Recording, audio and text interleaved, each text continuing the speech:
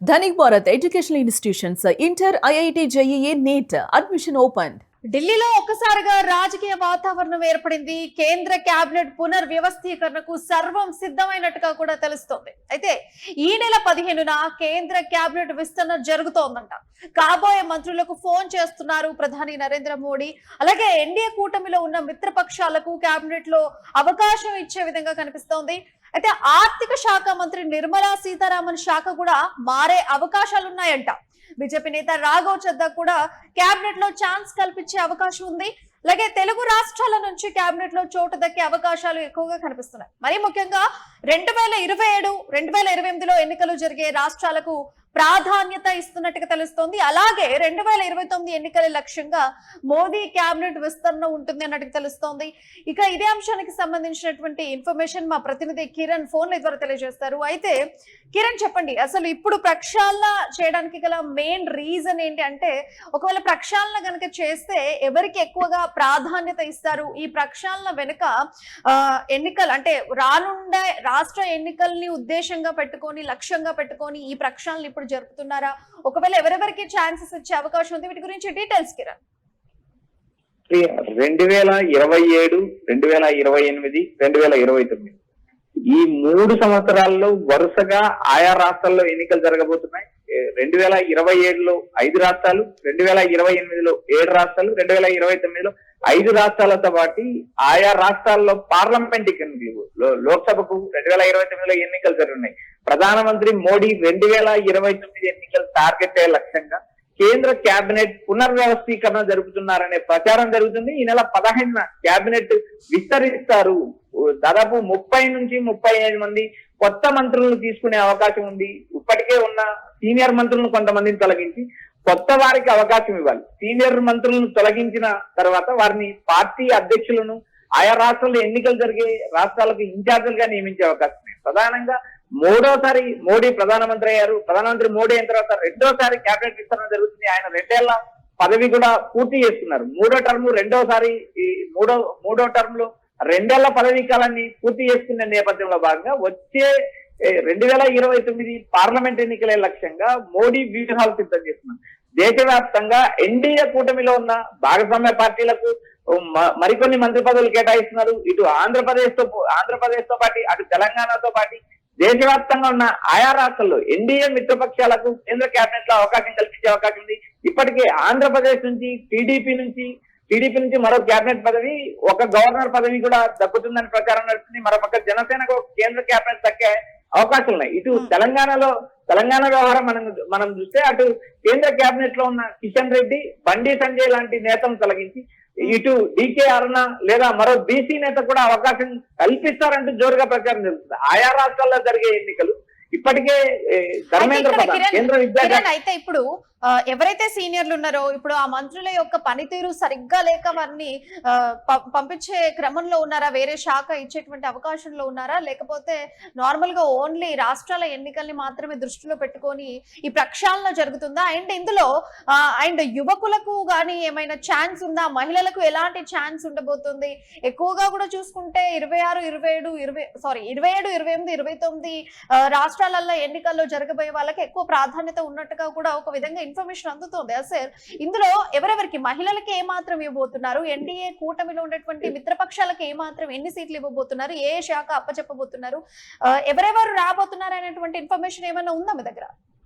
ప్రియ, కీలకంగా 2029 ఎన్నికలే కాకుండా 2027, 28, 28లో ఆయా రాష్ట్రాల్లో దాదాపు 13 రాష్ట్రాల్లో ఎన్నికలు జరిగే అవకాశాలు ఉన్నాయి. ఎన్నికలు జరిగే రాష్ట్రాలలో అటు బీజేపీతో పాటు మిత్రపక్షాలుగా ఉన్న పార్టీలకు కేంద్ర కేబినెట్ లో చోటు దక్కే అవకాశం ఉంది.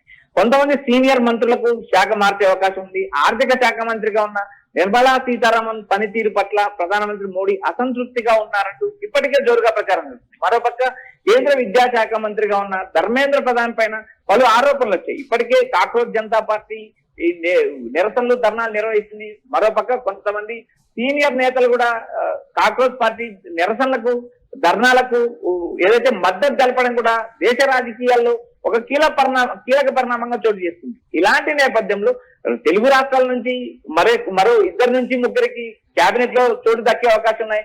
అటు ఎన్డీఏ మిత్రపక్షాలుగా ఉన్న బీహార్ కావచ్చు, మహారాష్ట్ర కావచ్చు, మధ్యప్రదేశ్ కావచ్చు, ఒరిస్సా కావచ్చు, ఇలా చెప్పుకుంటూ పోతే ఎన్నికలు జరిగే రాష్ట్రాలే కాకుండా ఇప్పుడు బీజేపీ పాలిత ప్రాంతాల్లో కూడా కొత్త వారికి అవకాశం కల్పించే అవకాశం ఉంది. ఎందుకంటే ఎన్నికలు జరగబోయే రాష్ట్రాల్లో కొంతమంది సీనియర్ నేతలను అక్కడ బాధ్యతలు అప్పచెప్తారు. ఇప్పటికే కొంతమంది ఈ కేరళకు సంబంధించిన ఒక కేంద్ర కేబినెట్ మంత్రి రాజీనామా చేశారు. ఆయన్ను వచ్చే ఎన్నికలకు కేరళలో ఎన్నికలకు ఉపయోగించుకోవడానికి పార్టీ వ్యూహాలు సిద్ధం చేస్తుంది. ఇప్పుడు ఎవరినైతే కేబినెట్ నుంచి తొలగిస్తారో ఆయా రాష్ట్రాల్లో పార్టీ పదవులు, పార్టీ బాధ్యతలు చేపట్టాల్సిన పరిస్థితి. దాదాపు 13 రాష్ట్రాల్లో 2 ఏళ్లలో ఎన్నికలు జరగబోతున్నాయి. 2029లో పార్లమెంట్ ఎన్నికలు జరగబోతున్నాయి. 2029, 28, 27 ఈ ఎన్నికలే టార్గెట్ గా మోడీ వ్యూహాలు సిద్ధం చేస్తున్నారు. అటు ఆప్ నుంచి బీజేపీలో చేరిన రాఘవ చెడ్డా కూడా కేంద్ర కేబినెట్ లో చోటు దక్కుతుందని ప్రచారం జరుగుతుంది. మరోపక్క ఇటు ధర్మేంద్ర ప్రధాన్ ను రాజీనామా చేయిస్తారనే జోరుగా ప్రచారం జరుగుతుంది.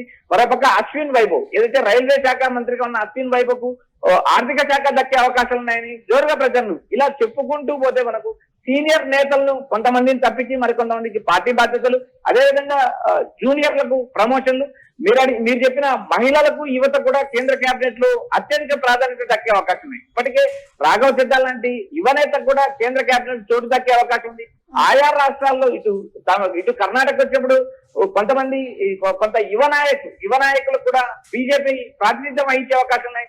2028లో కర్ణాటకలో ఎన్నికలు జరుగుతాయి కాబట్టి ఆ రాష్ట్రానికి కూడా అత్యధిక ప్రాధాన్యత ఇచ్చే అవకాశం ఉంది. 2027లో యూపీలో ఎన్నికలు జరగబోతున్నాయి. యూపీ గెలిస్తే ఢిల్లీ గెలిచినట్టే అనే నానుడుంది. అలాంటి పరిస్థితుల్లో కేంద్ర కేబినెట్ లో యూపీ కూడా అత్యధిక ప్రాధాన్యత ఇచ్చే అవకాశం ఉంది. 2025లో పంజాబ్ లో ఎన్నికలు జరగబోతున్నాయి.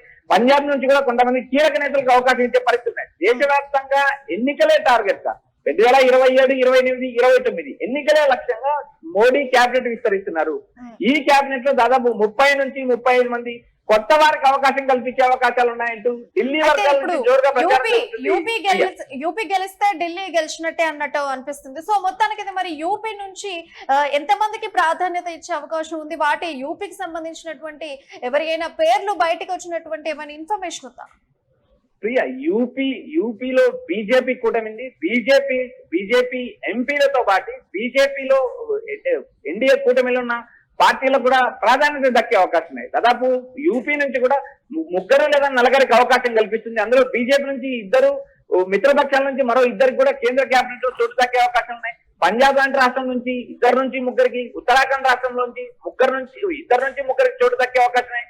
గోవాలో కూడా ఎన్నికలు జరగబోతున్నాయి. గోవా నుంచి ఒకరు కేబినెట్ లో చోటు దక్కే అవకాశం ఉన్నాయి. ఇలా మనకు జరగబోయే దాదాపు 13 రాష్ట్రాల నుంచి 2027, 28లో జరగబోయే 13 రాష్ట్రాల నుంచి కొంతమంది కీలక నేతలకు అవకాశం ఉన్నారు. అదేవిధంగా ఇప్పటికే ఎన్డీఏ కూటమిలో ఉన్న మిత్రపక్ష పార్టీలకు, ఇటు టీడీపీ కావచ్చు, జనసేన కావచ్చు, అటు ఏదైతే బీహార్ కు సంబంధించిన ఆర్జేడీ కావచ్చు, జేడీయూ కావచ్చు, ఇలా ఆయా రాష్ట్రాల్లో వర్షాకాల సమావేశాలు కూడా ఒకవైపు దగ్గర పడుతున్నట్టుగా ఒక ఇన్ఫర్మేషన్ కదా. సో ఇప్పుడు వర్షాకాల సమావేశానికి ముందే ప్రక్షాళన జరుగుతుందా? ప్రమాణ స్వీకారం తర్వాతనే వర్షాకాల సమావేశాలు జరుగుతాయా, లేదంటే వర్షాకాల సమావేశాల తర్వాత ప్రమాణ స్వీకారం ఉంటుందా? చెప్పండి, దీని గురించి డీటెయిల్స్ ఉన్నాయి మా దగ్గర. ప్రియా, ఈ నెల 20వ తేదీన పార్లమెంట్ సమావేశాలు జరగనున్నాయి. అయితే పార్లమెంట్ సమావేశాల కంటే ముందే కేంద్ర కేబినెట్ విస్తరణ జరుగుతుందంటూ ఢిల్లీ నుంచి సమాచారం వినిపిస్తుంది. అయితే పార్లమెంట్ సమావేశాల కంటే ముందే దాదాపు ఇప్పటికే కేబినెట్ కూర్పుపై విస్తరణ పూర్తయిందని మనకు ఢిల్లీ నుంచి జోరుగా ప్రచారం జరుగుతుంది.